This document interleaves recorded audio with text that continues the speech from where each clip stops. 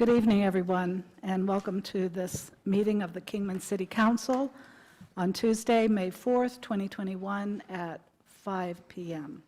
Call this meeting to order, and could we have a roll call, please? Mayor Miles. Present. Vice Mayor Watkins. Here. Councilmember Mello. Councilmember Nelson. Here. Councilmember Samily. Here. Councilmember Scott Staley. Present. Councilmember Walker. Here. We have a quorum. Thank you. Our invocation to this evening will be given by Pastor Dennis Cronkite of College Park Community Church. Please stand for the invocation and remain standing for the Pledge of Allegiance. Join me, please, in prayer, if you would. Our great God and Heavenly Father, we thank you for a privilege of opening a meeting such as this, inviting your presence and your direction, how we desperately need the wisdom of God. And so, Father, we would pray for that tonight. We would also want to thank you for those who are willing and committed to serve our community, to represent us. We pray for special help for them. And then for each one, as we consider your direction for our city, we pray we would be mindful of not only your presence, but your direction and your word, which would give us wisdom and guidance. So, Father, we would ask your blessing and favor upon our city and those who lead us and those who participate in governmental decisions. And so may this evening be one of favor and direction from heaven. And we ask these things all in the name of Jesus Christ, our Savior. Amen. Amen. Please join me in the Pledge of Allegiance to our nation's flag. I pledge allegiance to the flag of the United States of America and to the republic for which it stands, one nation, under God, indivisible, with liberty and justice for all. Welcome.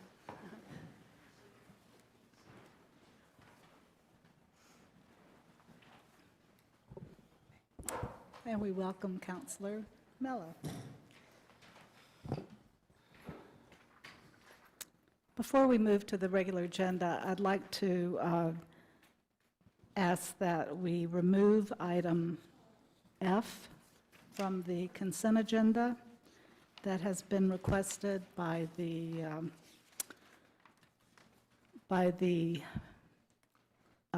Kingman Partners LLC. This regards the Kingman Industrial Park land sale, so that will probably return at a later date.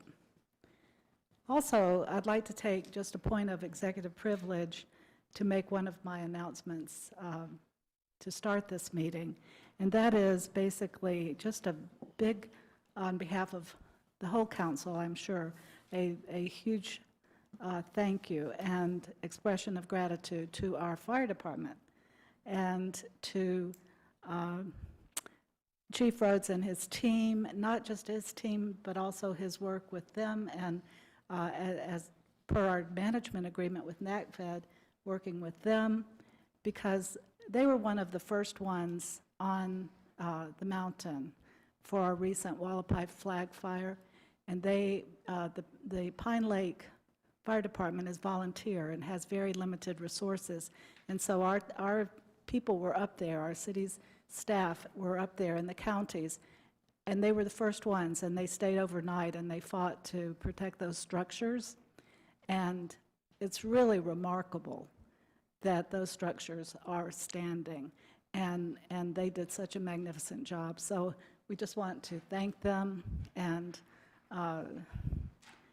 it's truly wonderful to live in a city where we know that our first responders are so dedicated and so well-trained and able to carry these off. There were others, of course, that came in to assist in that effort from BLM, from federal and state entities, but ours were the first, truly first responders. So now we'll move on to our regular agenda. And our first item will be an appointment two appointments to the Economic Development Advisory Commission.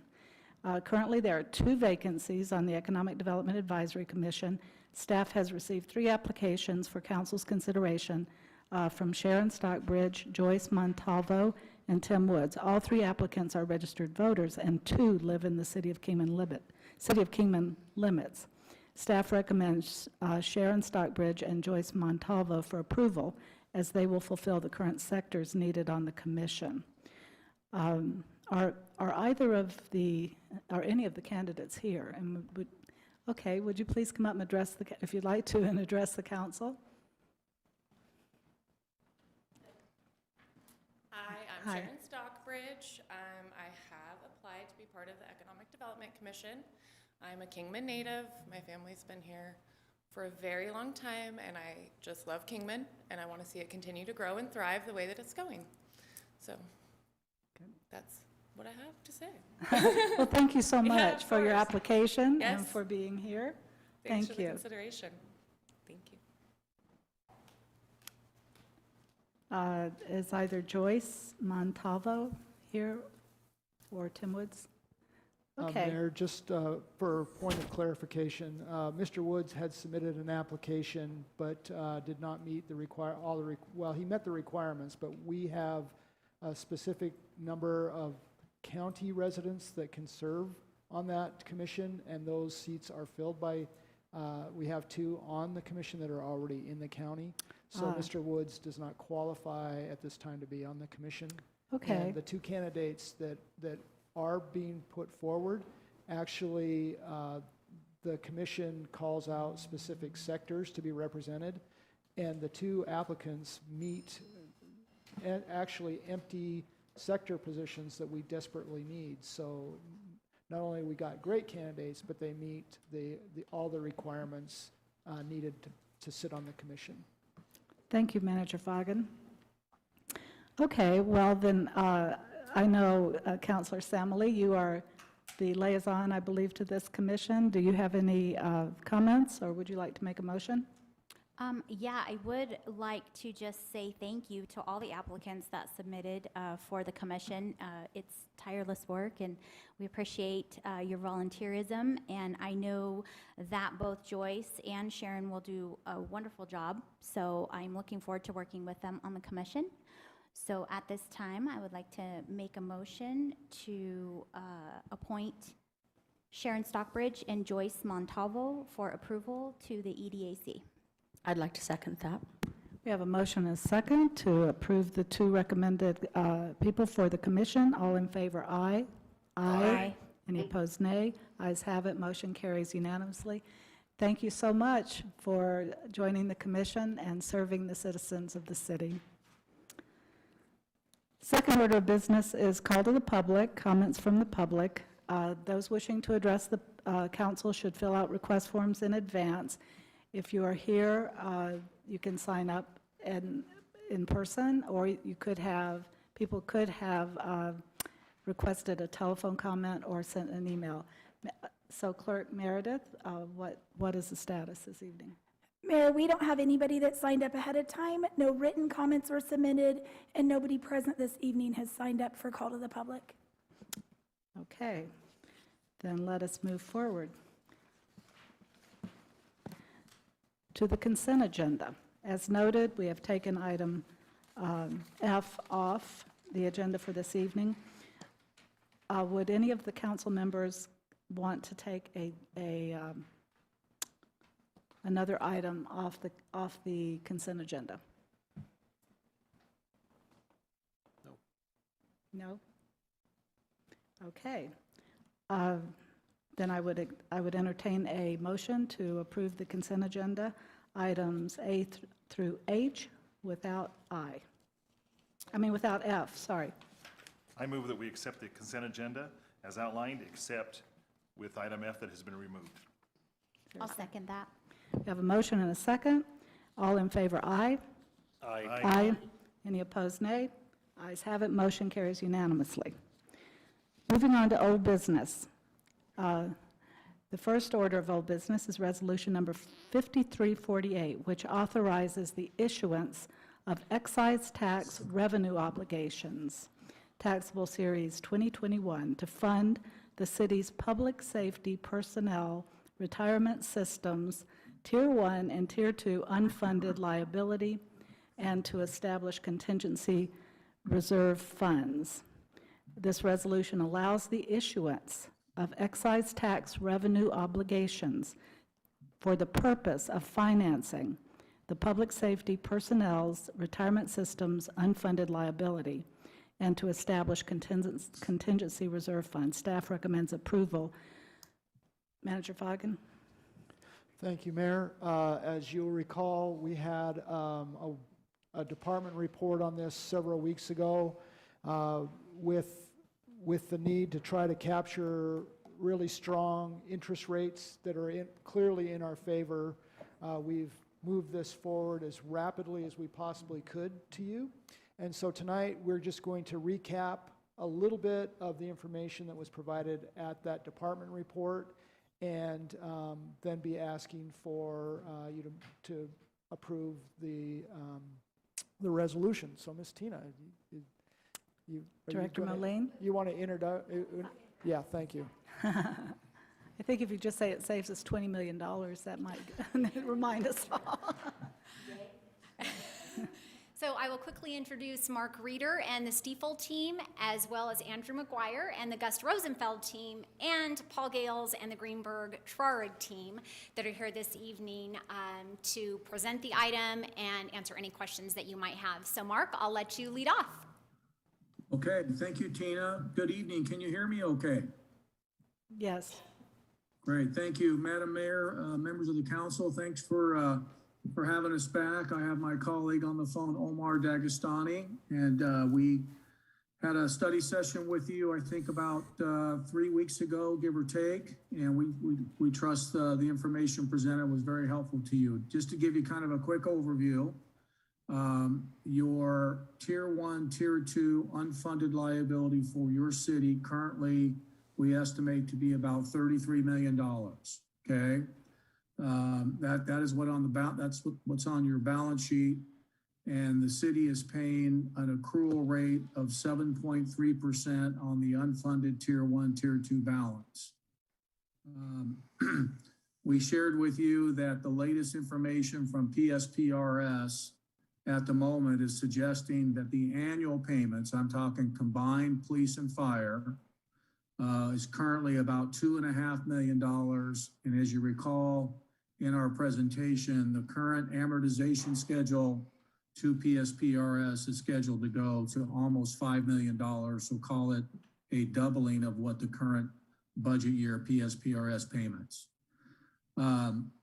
So the thought is to move forward with a series of revenue bonds for the city. We've estimated your borrowing cost to be in the high twos, if you will, on a taxable basis, maybe low threes. Bear with us on that. We're in the middle of, I think, as you know, working very hard with staff in the establishment of the city's credit rating.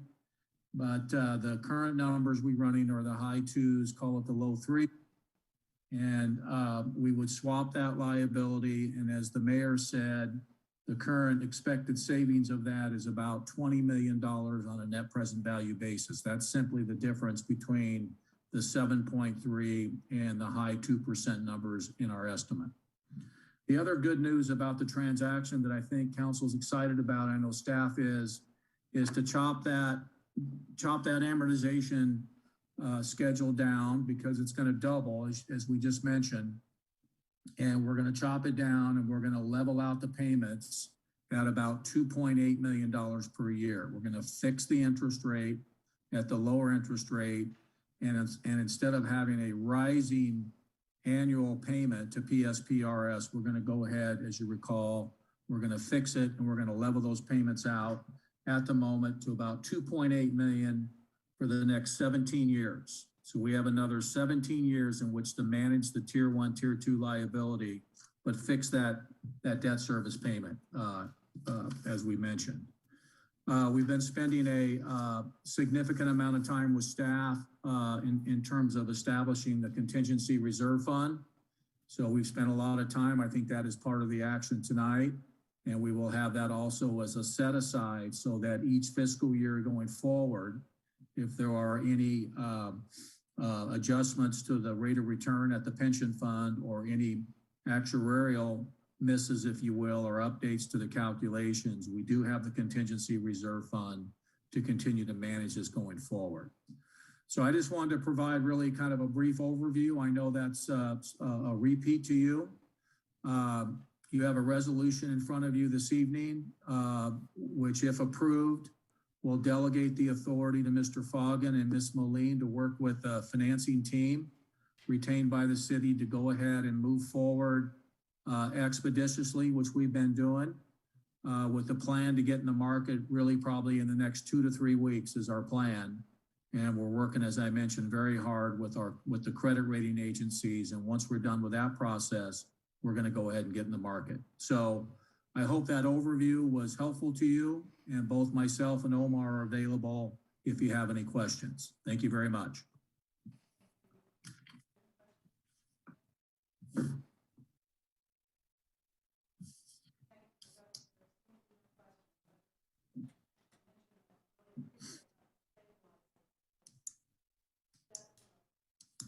And if there are no questions, I turn it over to Andrew McGuire. I'm sorry, I had my speaker off.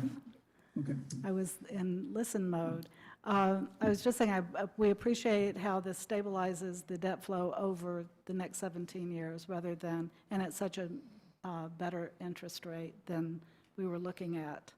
So if there are no other questions, then I would entertain a motion to approve resolution number 5348.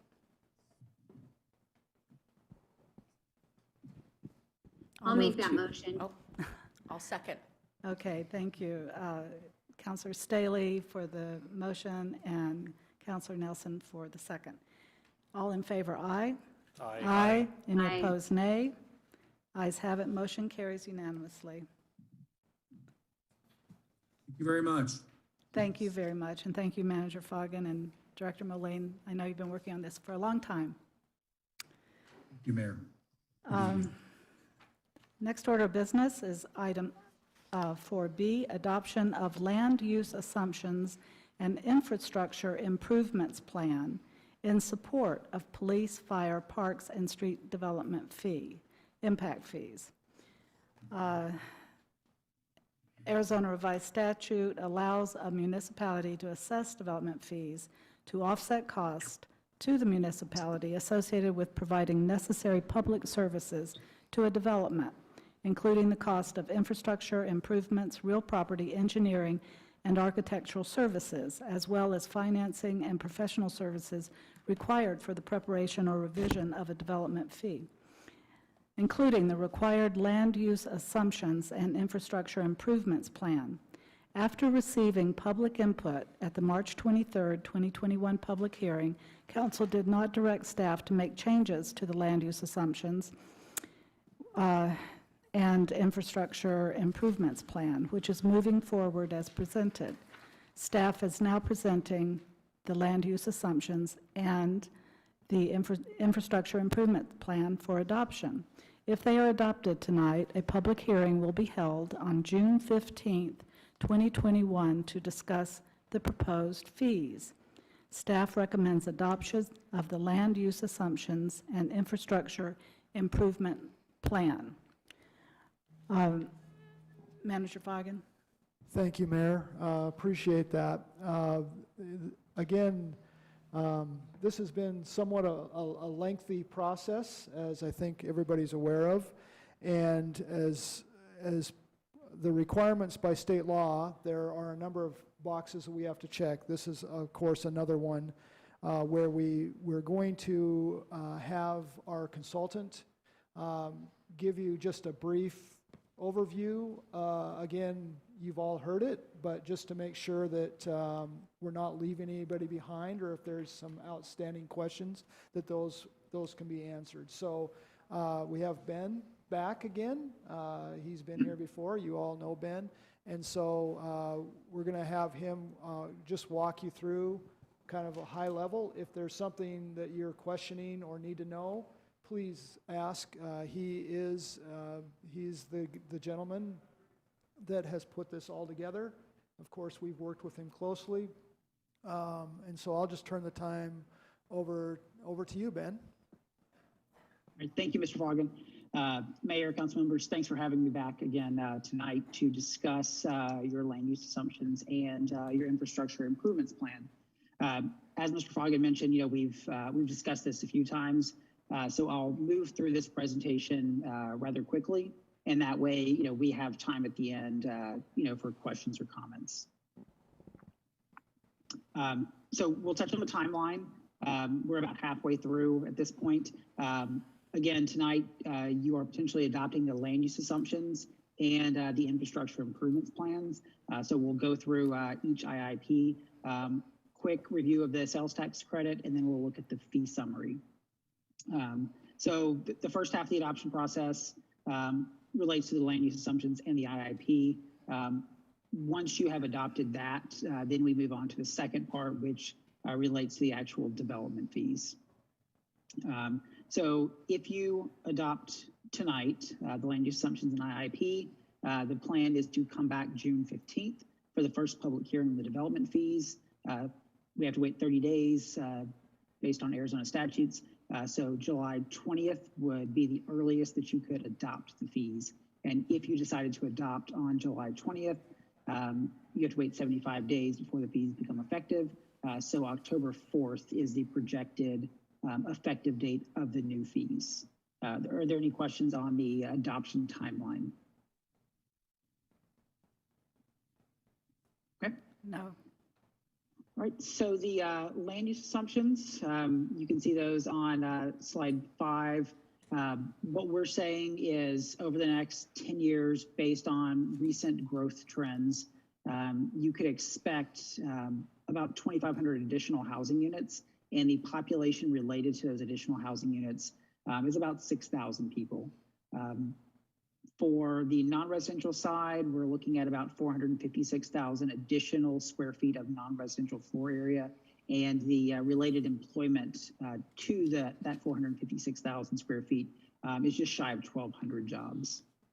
So any questions on the land use assumptions? No. Okay. All right, so first up, we have fire. Fire fees would be assessed citywide. There are 3 components to the fire fee. There is a facilities component, an apparatus component, and a communications equipment component. All of these use the incremental expansion methodology, which says, this is your level of service today. So if you maintain that going forward, this is what you would need to maintain that level of service. So to maintain the level of service based on the 10-year growth projections that we just saw, you would need to add almost 3,100 square feet of fire facilities, and that is about $775,000 in fees. You would need 1.5 additional apparatus, which is about $1 million, and you would need 7 units of communications equipment, which is about $31,000. What you see here, the facilities component, you'll see this similar slide for each component. This is also in the report. But essentially, this is your IIP. So it says that, you have 16,200 square feet.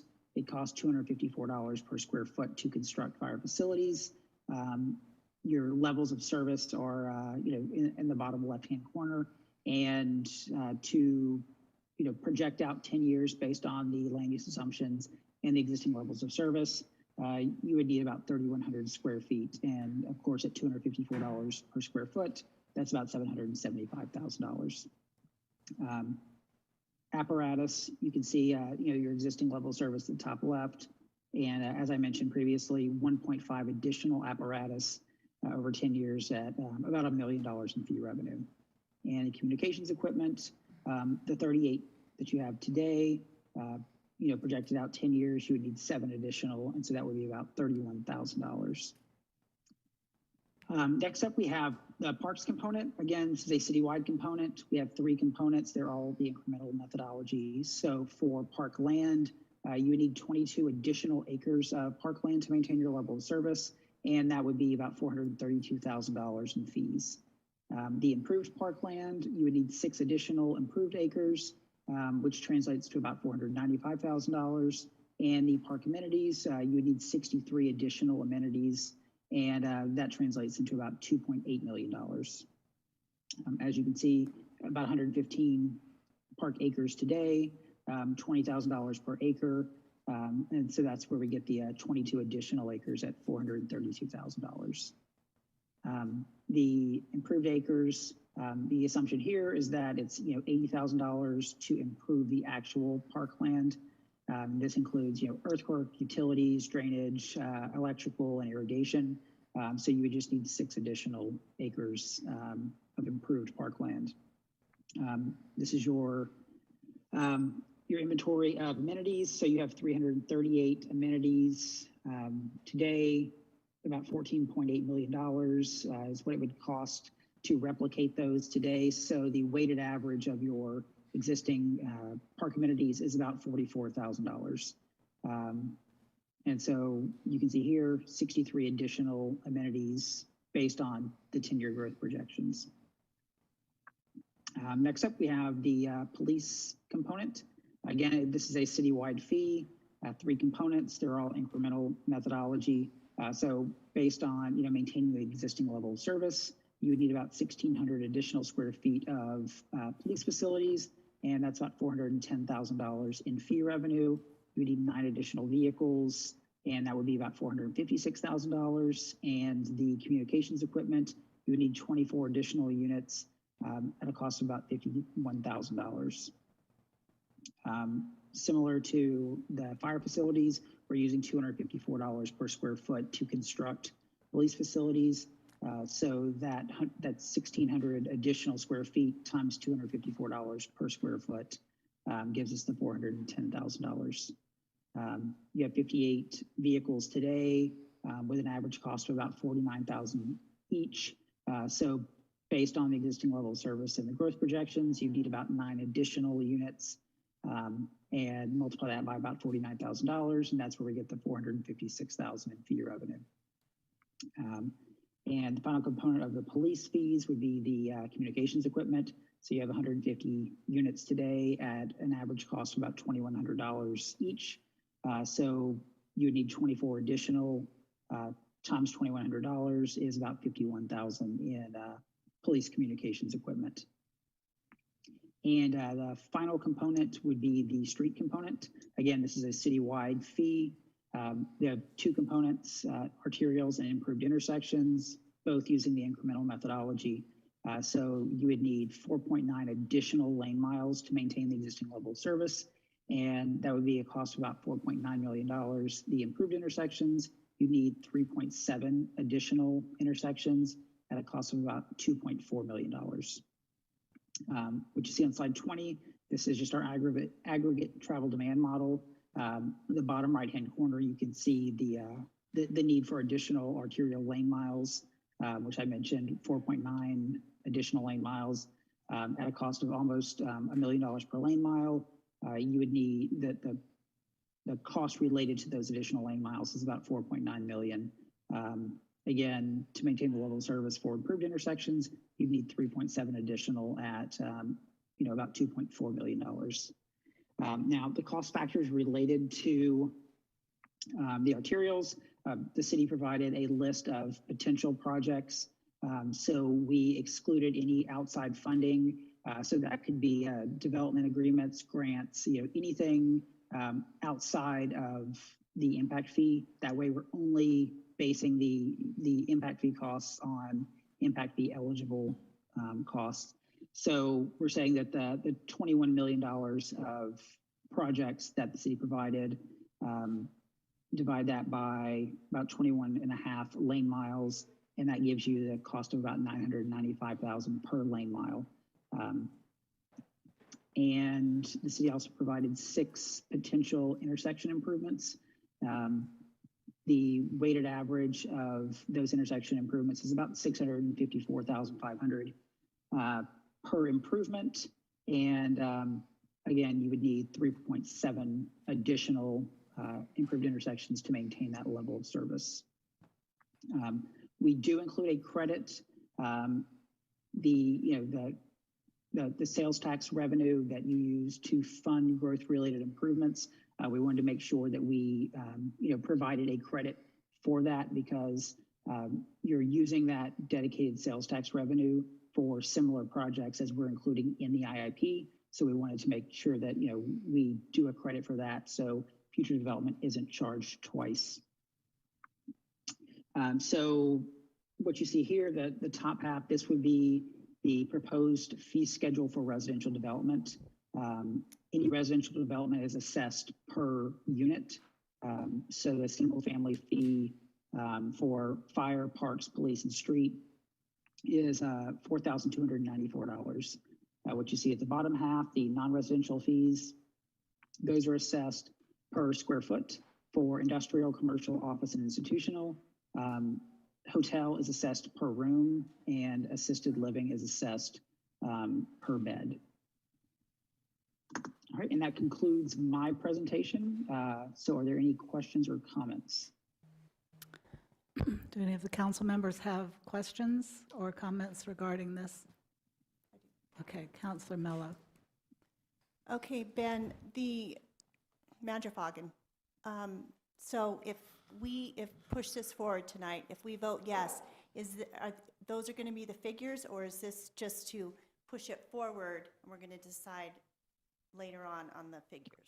Okay, so this study is what's used to set the maximum amount of development fees that you can charge for each one of these categories. So it does not set the fees. It sets the maximum that they possibly could be. So you could not move forward without this being in place. But the long answer to the short question is that you have to have all this work done, and it sets the maximum of what your development fees can be for each one of these categories. So as we move forward in the process, the next process, of course, as Ben pointed out, is a public hearing on the fees themselves. And so on that June 15th meeting, we will actually be discussing what the fees mean to the council and to the community. Thank you. Any other questions?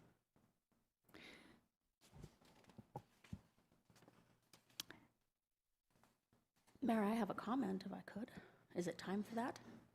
Well, we could ask for hang on. public comment. Go right ahead. ahead. No, go ahead. I'm very flexible now that I'm back in here. I know, we're glad you're back, and I don't know if we have anyone signed, we do have people signed up to Do it, speak. then they can speak first. I apologize. I was just not wanting to not speak. I like to You speak. look ready to speak. Dina is always ready to speak. Before we let people come to speak to council, I want to remind everyone that tonight's meeting is about land use assumptions and infrastructure improvement plan. There's already been a public hearing on this, and this has come forth to council several times now, and we've had this presentation several times, and it's telling us what the incremental cost will be based on these assumptions. And really, the purpose of this vote tonight is to, as Councilmember Mello was asking to clarify, it is simply to move it forward based on this analysis, which is required legislatively in order for us to even consider them. So when there is an opportunity to speak, what we hope tonight is that your comments will be related to the decision-making that is coming before the council tonight and on the assumptions that are being made. So with that, I would ask Clerk Meredith if she has a list of people signed up to speak. I do have 2 people signed up to speak this evening, Madam Mayor. The first one is Lacey Taylor. Ms. Taylor. Hi, my name is Lacey Taylor. I live in the Rancho Santa Fe neighborhood in Kingman.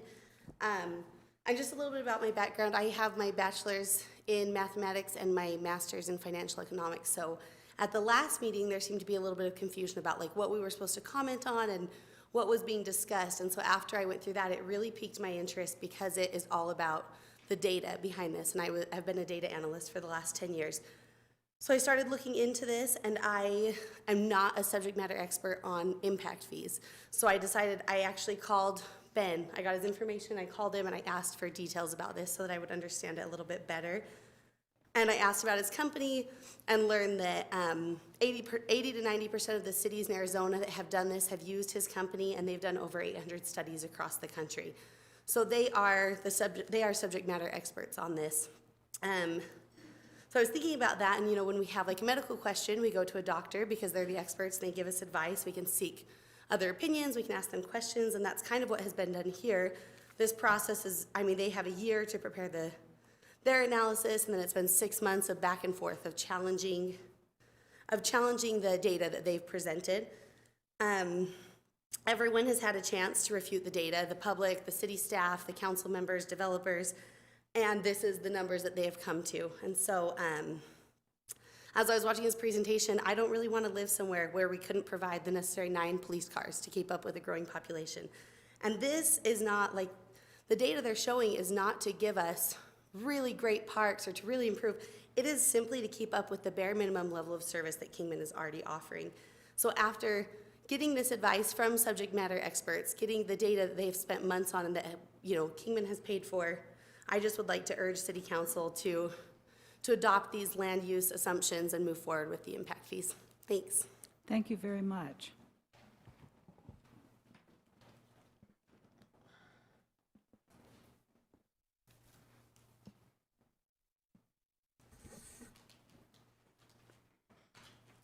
Next, we have Ryan Swap, and Tanya is handing out some paperwork that Dr. Swap provided for council this evening.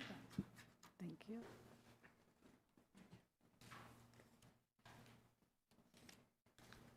Good evening, Council. Thanks for the opportunity to speak. What I provided with you is it's a non-binding petition that we circulated on the internet through social media. There were 2 of them. These are the combined, so there are going to be some duplicate names in there. This is a non-binding petition, but I just wanted to give you an idea of the people who are supporting this. I kind of hastily threw this together and kind of sent it out into the ether, and I was surprised the interest that was there, and also the comments that I was getting from people who really kind of didn't understand what was going on. And there's growing awareness and support for this, and I wanted to make that clear to you.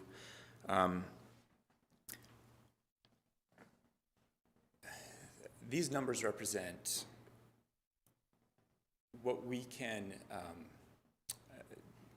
as Lacey said, simply what we can do to preserve what we have.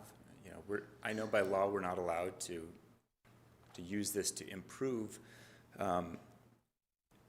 and there's been talk about, maybe phasing these in or using a portion of these. I see that as really problematic over time. I know we're not voting on that specifically tonight, but we're in an inflationary period of time, and we have revenue shortfalls, and those revenue shortfalls are going to be exacerbated by that inflation. And if we're not, because the city council doesn't have the power to levy taxes on their own without a ballot measure, this is one of the few ways that we have to raise revenue. And so,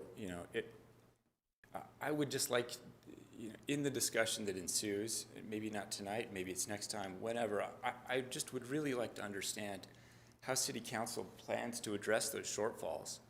Are you all going to band together and get behind either a sales tax or a property tax? Dr. Swap, that is a discussion for another time. That's fair. Okay.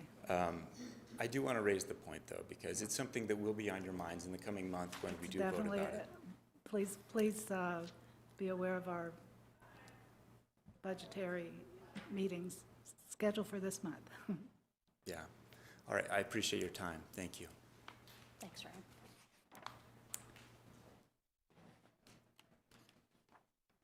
Was there anyone else? don't have anybody else that's signed up. I appreciate those comments and truly appreciate the effort to get a sampling of the interest that is in the community in this. I believe that there is a growing awareness, as has been indicated. But as tonight, we are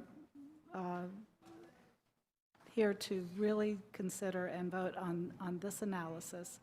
I really appreciate the comments regarding the very excellent firm that the city contracted with. That really makes it, in my mind, a lot easier to just say this is really well done. But I would be interested does any council member have other comments regarding the land use assumptions or the infrastructure improvement plan? Yes. Oh, Councilmember Nelson. Thank you, Please Mayor. go I ahead. appreciate it. First, I need to apologize to the developers. On March 23rd, I had an incredibly passionate statement that I made, and I was honestly and truly incredibly disrespectful, and that is one thing that I think everybody knows of me here in council. I don't tolerate that. Staff is not spoken to disrespectfully, council is not spoken to disrespectfully, and I was intolerably disrespectful to our developers. And that is just something that deserves an apology, and that deserves my standing up and saying, I'm sorry. And I really am, because it doesn't make that line that's drawn between us any better. We can't have that conversation if there's that big of a gap between us. The Grand Canyon shouldn't be there. So I hope that most of them that I heard from appreciate and understand that I truly was. I am very, very sorry for that. That being said, I really want us to see, I'm asking our council and our developers to lead us. You are our leaders. All of us sitting right here are our leaders. Developers, you are our leaders. You are people that are movers and shakers in this community, and not in a big bank sort of way, but you have the vision, you have the power, and you have the ability to move forward. And that's amazing, and we need you. At this time, honestly, we need you to lead Kingman forward. Let us continue this discussion tonight. The fee structure can be another discussion altogether, and I have a whole different opinion about that. But the point of it is we need this. We need you to say, yes, we're going to move forward with this. We're going to look at our citizens as developers. We're going to look at our citizens and say, we want to be part of this community, and therefore we are going to pay for growth. We're there to help with that aspect. Because guess what? We have to actually approach our citizens in less than a year and a half and discuss a sales tax or a property tax. And I don't know how any one of us can sit up here and say, I'm going to ask a citizen to do it, but I'm not going to ask a developer to do it. I'm an insurance agent. Ladies and gentlemen, Ron Foggin has heard from me 9 million times about a business license fee. Want to know why? Insurance agents don't have a business license fee in the city of Kingman. Does that make any sense to anybody? That's ridiculous. But that's an example of a local business owner stepping up and saying, this is wrong. The city needs help. We're broke. You've seen the streets. I don't know if you haven't, check Cantle Drive, because it's just crazy right now. That's where all of that needs to go, and that's where our developers help us. They help us move forward. And City Council, you help us move forward. We are the leaders. And that's all I have to say. I just please vote for us to move forward with discussion. Thank you. Thank you, Councilmember Nelson. Good comments. Anyone else? Okay, then I appreciate the Mayor, comments. I'm sorry, I was slow there. Can I make a comment? Certainly. Go ahead, Councilor Staley. It's going to be really hard to follow up with Councilmember Nelson's comments there, but I did have a few notes that I wrote down here. And I just really wanted to say that, impact fees, they were not my first choice. They're not even really my second choice, but it is the only viable option in front of us this year that will help fund our public safety needs starting in 2021. I am voting yes on this item simply because I support police and fire. We know from the last meeting, we were updated on the need for a fire station and a police substation in the East Bench. They already have long wait times, longer than other areas of the town, and there are hundreds of homes being built in that area, and so those times are only gonna get worse. This is the only option that this council has to start putting money into a plan to get that station built. And so I am voting yes on this because it's about police, fire, and we all know that public safety is our citizens' #1 priority. Thank you. Thank you, Councilor Staley.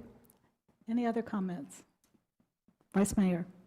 Well, as it was explained to me and reminded of me again, and Manager Foggin pointed that out, basically what we're voting on tonight is to accept that these numbers are legitimate numbers.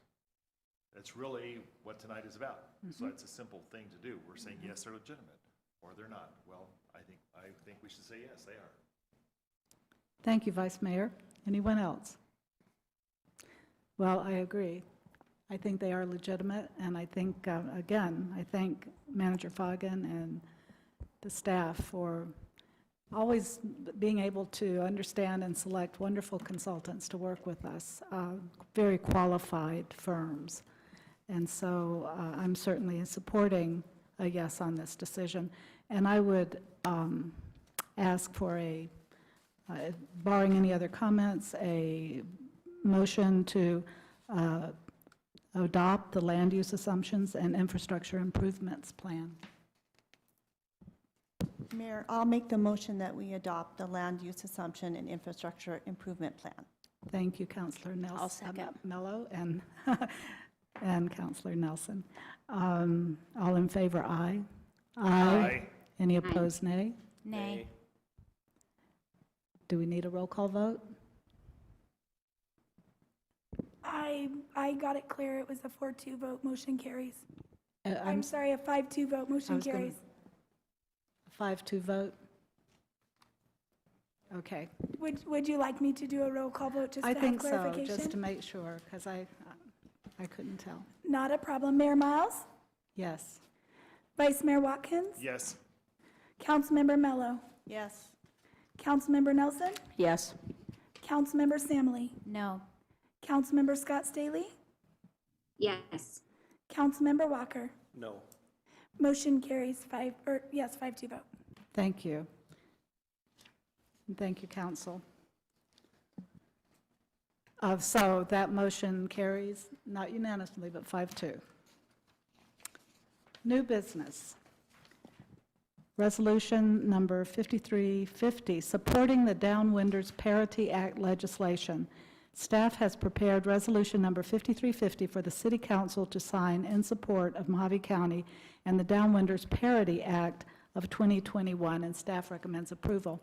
And I actually asked for this to be on the agenda because I've had some meetings with Supervisor Bishop and others regarding the Downwinders in Mojave County and the need for this legislation that gives kind of a compensation for people who were affected by the nuclear test. It reauthorizes that and continues the fund so that families and people who here who have been impacted by this will be able to still be considered as a downwinder and get some kind of relief from Congress. So I've asked if Supervisor Bishop would be here tonight and give us a short presentation or report on what she's been doing with the county as of yesterday, and they passed a resolution, and a little bit of history about this. Okay, thank you very much, Madam Mayor, council members. It's a pleasure to be here tonight to address you and support your resolution number 5350. And as the mayor indicated, the Board of Supervisors unanimously supported our resolution yesterday, which is a rarity if you follow any of our meetings. So, the first whereas on your resolution gives the date of January 27th, 1951, which I thought was interesting because my mother was 3 months pregnant with me. And we lived in Pittman, Nevada, which is now Henderson.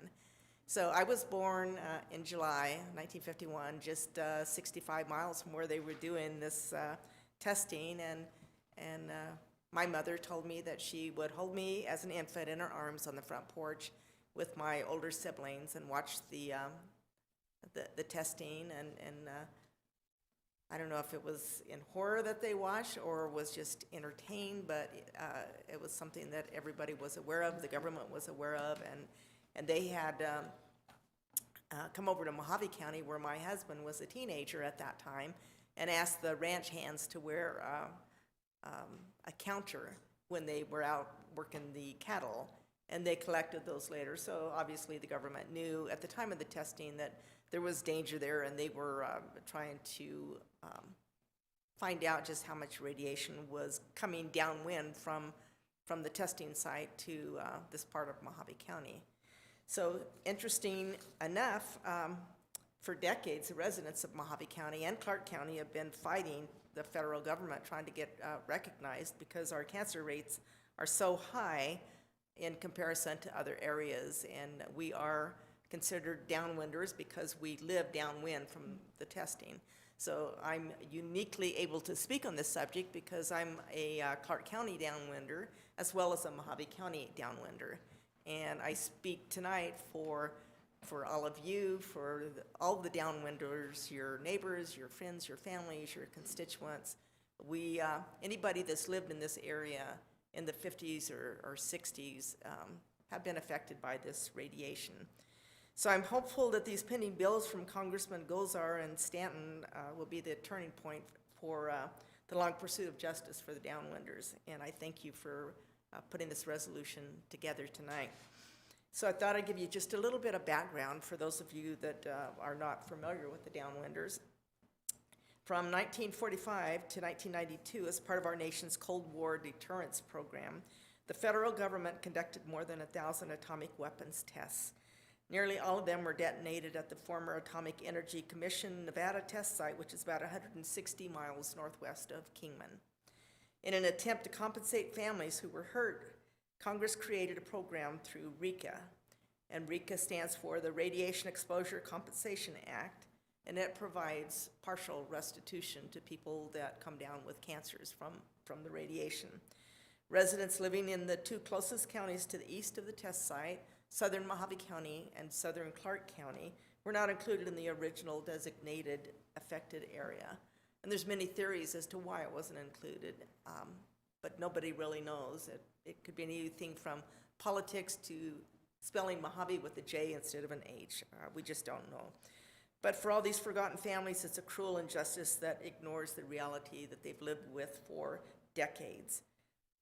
The National Cancer Institution shows that lower Mojave and Clark counties have higher rates of radiation exposure compared to other parts of the country covered under RECA. And ADHS reports that Mojave County had one of the highest average cancer rates in the state from 1999 to 2001. So it's clear that Mojave County downwinders have been harmed, and this act expires in 2022. So the time is of the essence. We have to all get on the bandwagon now, because if we don't get this extended this time and get southern Mojave County and Clark County approved, I think we won't have another opportunity to do this. So I pray that your council will support your resolution, and I thank you for bringing it up tonight. Does anybody have any questions that I can answer? Are there any questions? No, you did a very good presentation of the history of this, and I appreciate it. And thank you for your ongoing work and your testimony, your recent congressional testimony. It's really important that this be extended to Mojave County. And it's the first time that we've gotten so close to get a congressional hearing, so we're very, very hopeful. Good, excellent. Thank you. So, are there any comments or discussion from council? Then, hearing none, I would make a motion to approve resolution number 5350, supporting the Downwinders Parity Act legislation. I'll second that. Multiple seconds. I saw Counselor Staley come online, so we have a motion and a second. All in favor, aye. Aye. Any opposed, nay. Ayes have it. Motion carries unanimously. Thank you, and thank you, Jean. Okay, we'll move on to department reports. Our first report is on the West Beale TI update. Good evening. We're very glad to have ADOT here tonight. Good evening, Madam Mayor and council members.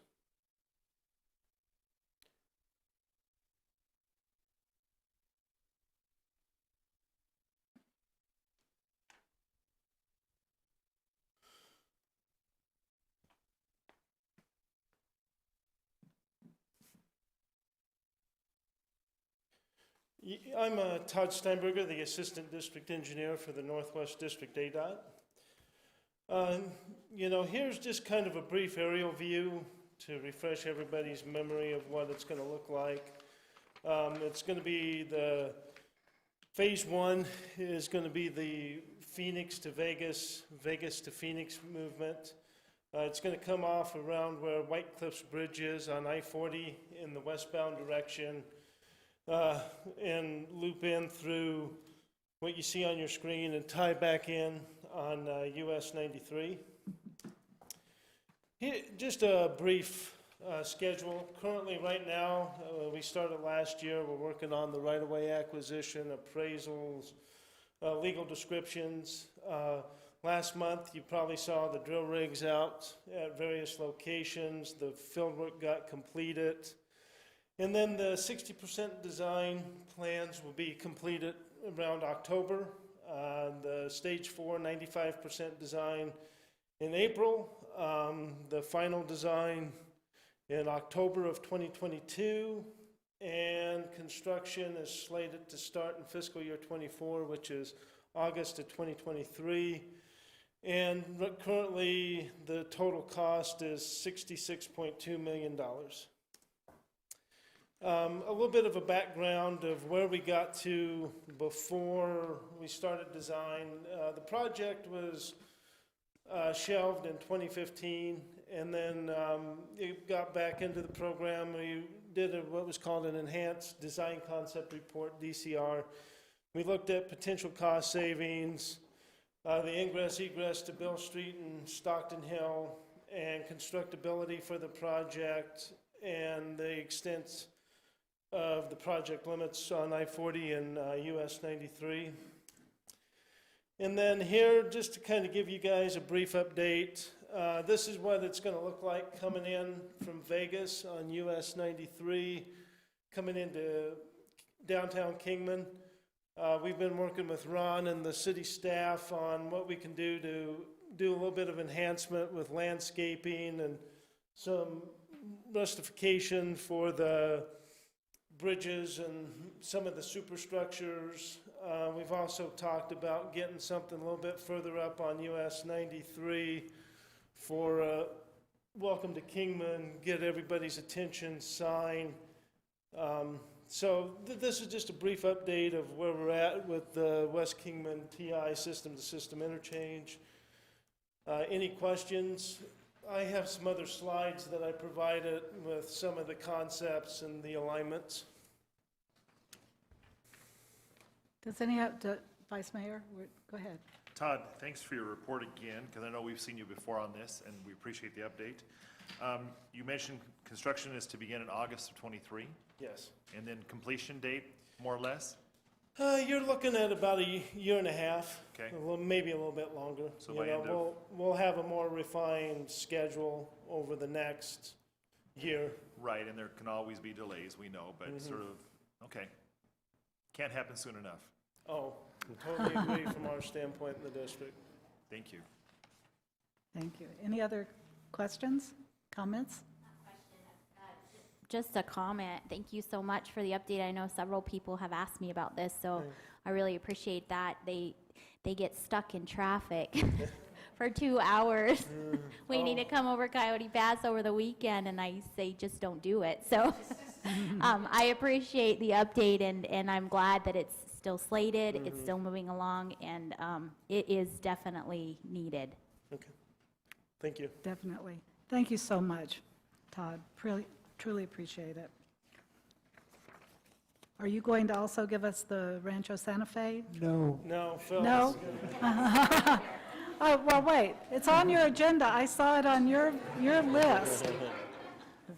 At Tri-City, they were saying... Todd won't be able to tell you very much about that one. Oh, okay. All right. Well, we will move on then to Rancho Santa Fe TI update. And Manager Foggin, I'll turn it over to you then. Thank you, Mayor. Appreciate it. We wanted to give you, ours will be brief like Todd's as well. It has been a couple of months since we've talked about Rancho. We didn't want it to fall off anybody's radar, so we thought the timing was really nice to go with the other TI that's being worked on.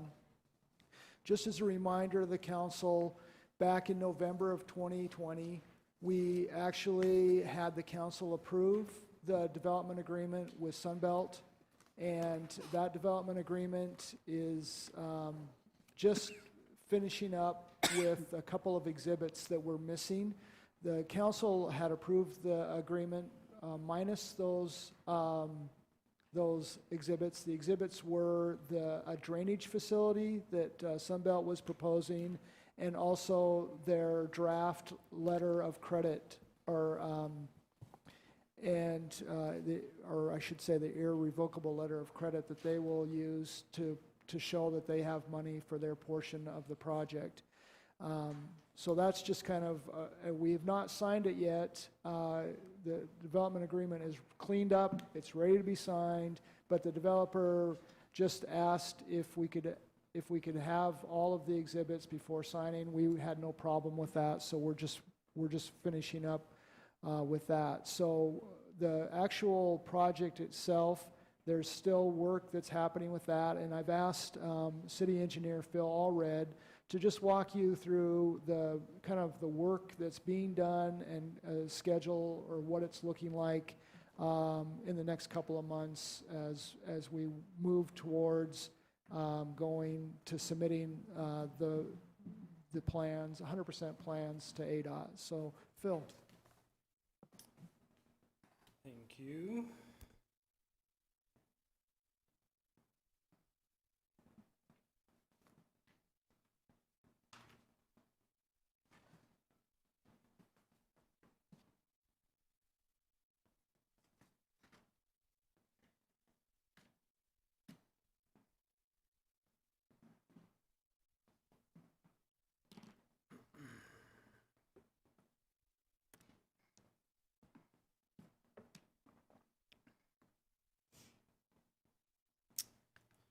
All right, good evening.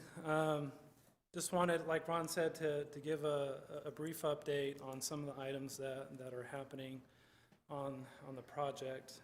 The items that I'm prepared to discuss tonight are regarding just a brief overview of the phasing of the project, where we stand with right-of-way acquisition, the status of the plans, a little bit of discussion on construction cost, and then kind of the next steps with ADOT. Just as a reminder, this project is broken up into basically 3 parts. We have the Rancho Santa Fe Parkway and the interchange, and that's broken up into 2 different phases. Phase 1 construction begins at Louise and basically goes to Grand Canyon Road, and that's where the Rancho Santa Fe Parkway. Grand Canyon Road is also, we've been talking about naming that Santa Rosa Drive. And then also phase 1 includes the traffic interchange. Phase 2 construction is the Rancho Santa Fe Parkway from Grand Canyon to the airport. And then the last component is Airway Avenue.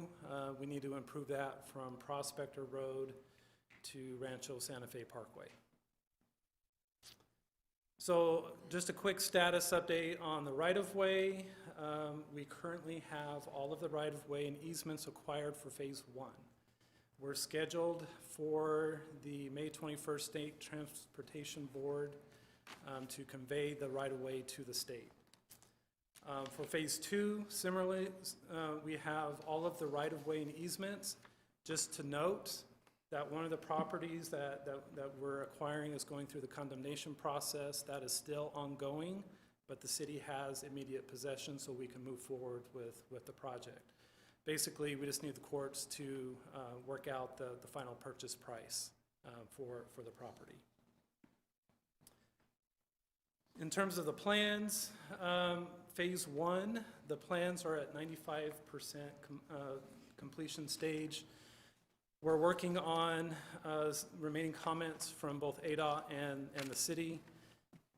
As long as there aren't any major changes to the plans, as a result of those comments, we're kind of expecting the 100% plans to be ready by the end of May or by mid-June. If there's some additional work that needs to happen as a result of the comments, then that will get pushed out a little bit. Phase 2 is kind of at the same stage, it's 95%.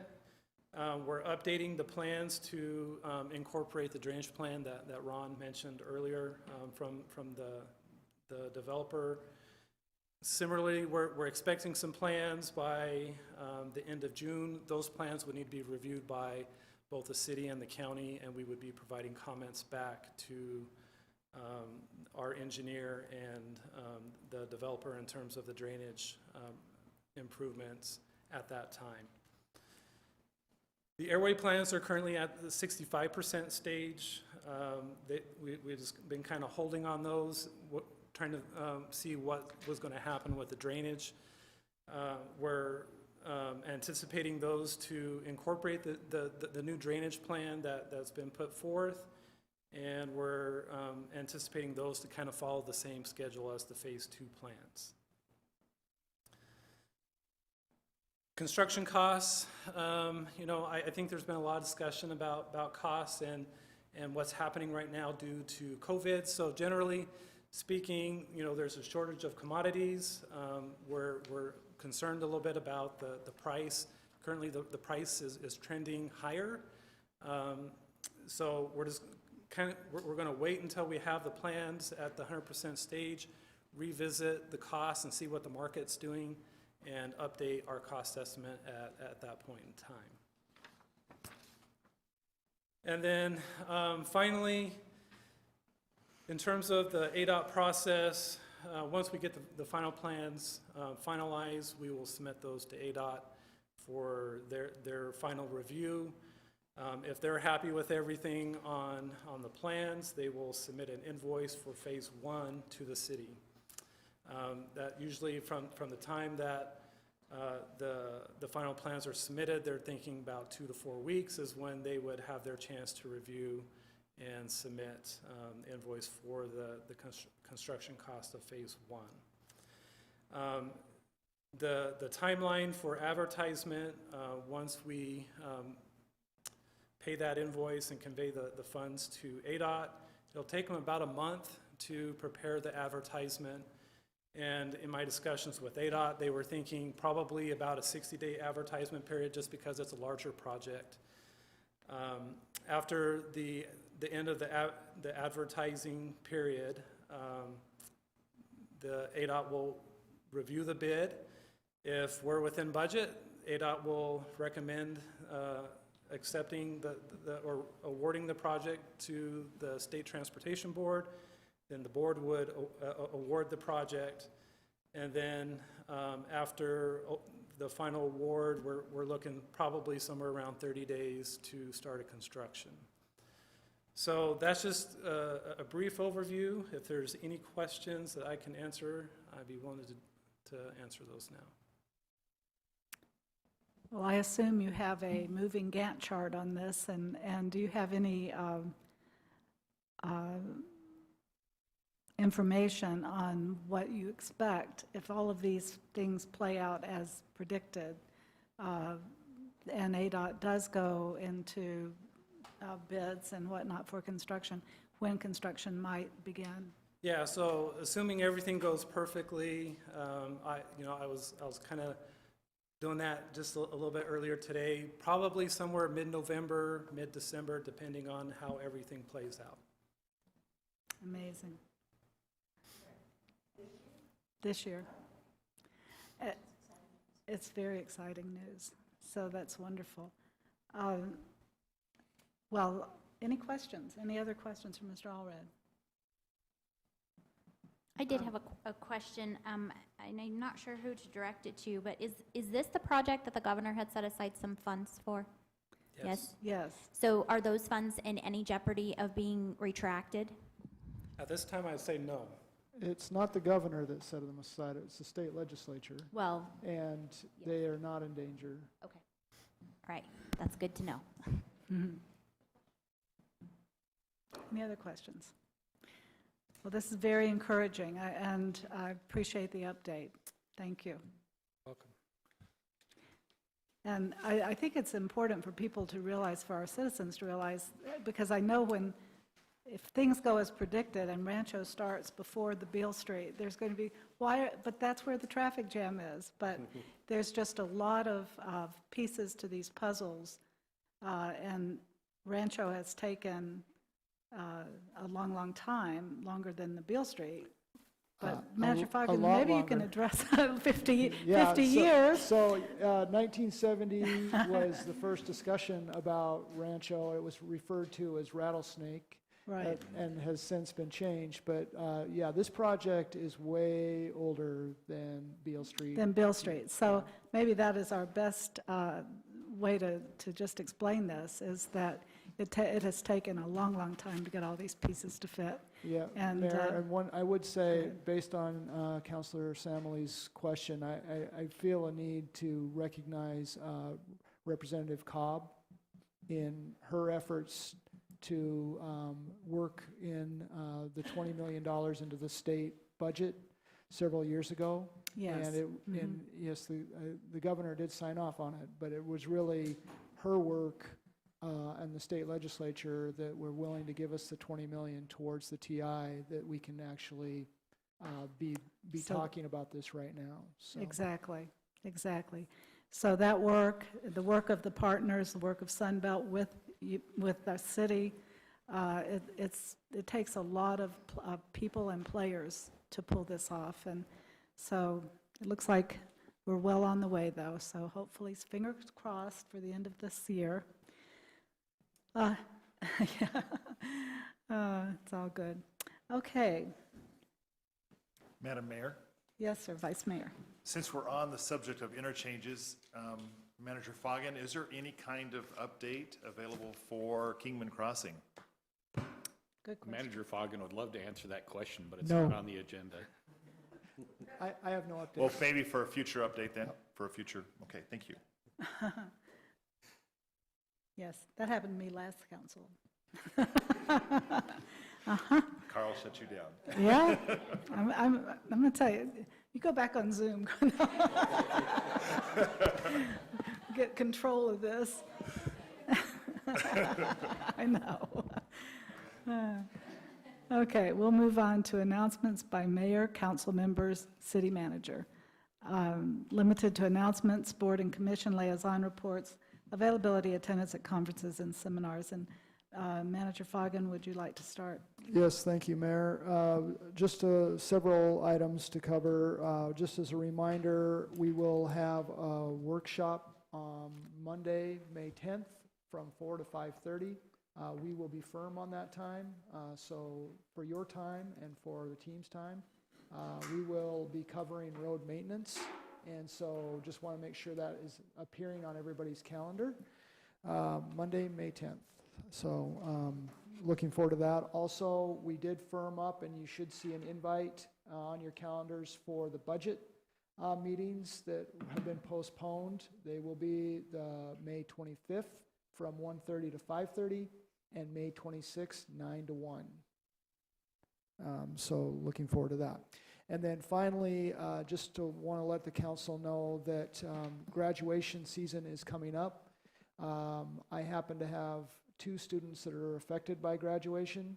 My 8th grader is moving on to be a freshman and will be recognized by his school on the 18th.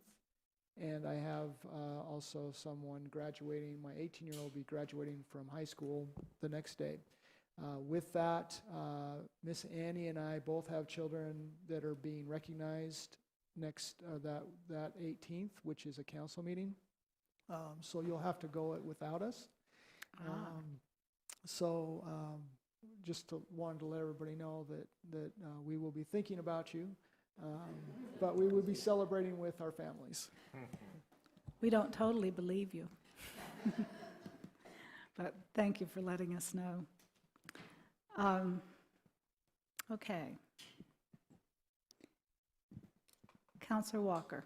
I have nothing. Counselor Samily. I have nothing. Counselor Nelson. Nothing, thank you. Counselor Mello. Counselor Staley.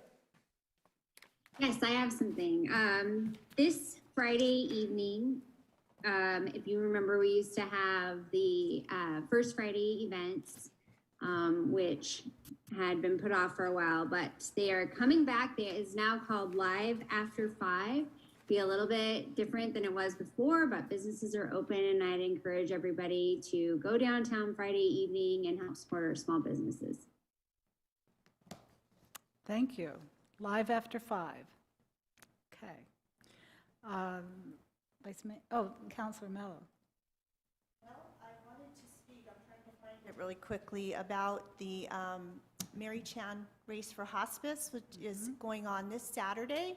If you'd like to sign up, kids are welcome as well. They can go to Kingman Regional Medical Center's website and then join us bright and early at 7 o'clock Saturday morning. And I believe it's at the Powerhouse. It starts there, and we'd love to see you and raise some money for this very worthy cause. Thank you. Vice Mayor? I have nothing tonight, Mayor. Actually, I have nothing tonight. Interesting. So we'll move on. I could say a couple things, but let's move on to council requests for future reports and updates. Vice Mayor. I think Manager Foggett already knows what we need. He knows, okay. Thank you. Kingman Crossing. Any other? Well, I just wanted to say Vice Mayor stole my thunder because I thought how appropriate to get an update on Kingman Crossing at the same time we're getting the Rancho Santa Fe. So I too would be interested in that update. Thank you. Mayor? Yes, Councilor Staley. I actually had that on my list as well, but I wanted to just mention that I would like to know from Carl Cooper about Kingman Crossing, the timelines, especially once the emergency proclamations are lifted, how much time this project has before it needs to break ground. I know that was some of the things that were in the contract that are a little fuzzy for me in my memory. And so I'd like to make sure that Mr. Cooper is a part of that update. So we really have a very clear idea of where this project sits, when it should start, and that kind of thing. Thank you. That really is, those are really good points, Councilor Staley, because I don't think it's indefinite. I don't think that it goes on ad infinitum after the emergency's over. We have to clarify it. Okay. Anything else? I have one quick question. Okay. For Manager Foggin. Actually, it would be for Mike Mearsman in reference to, we've got a group of disc golfers in the community that are very interested in putting another disc golf field over here at Southside, over where the baseball fields are. There's some space that they have looked at, and they've said they're very interested in speaking further. So can we So talk you with would Mike like a about that? department report on that? That would be fabulous. If he's All right. already had a chance to look at it, that'd be great. Never heard it before. I will tell you all about it. And this is really more of an announcement, but just a reminder that pickleball opening at Centennial, May 6th at 10 a.m. Thank you, Mayor. That ribbon cutting is May 6th at 10 a.m. Anybody who can attend is more than welcome. It is a fantastic facility. Thank you. Okay. Nothing? Okay. Would entertain a motion to adjourn. So moved. All in favor, aye. Aye. Aye. Aye. Meeting adjourned.